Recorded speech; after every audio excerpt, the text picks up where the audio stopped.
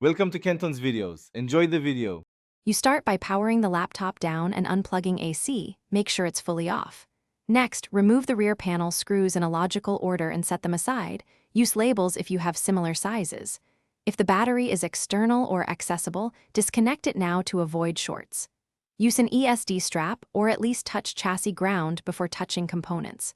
Once the panel is off, identify the M2 or 2.5-inch SSD location. Make sure you can reach its mounting screw and connector without forcing cables.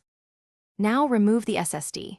For M2, back out the small standoff screw, lift the drive at a shallow angle and slide it free. For 2.5-inch, unplug the SATA/power connectors and slide the caddy out. Handle the PCB edges only and avoid touching gold fingers. Inspect the connector and adapter for bent pins or debris and check the mounting screw and standoff threads. If the drive sits in a caddy, note any rubber dampers so you can reinstall them. Make sure orientation matches the socket when replacing.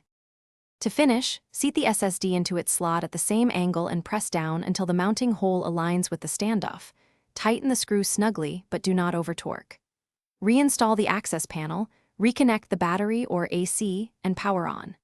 Enter BIOS/UEFI to confirm the drive is detected.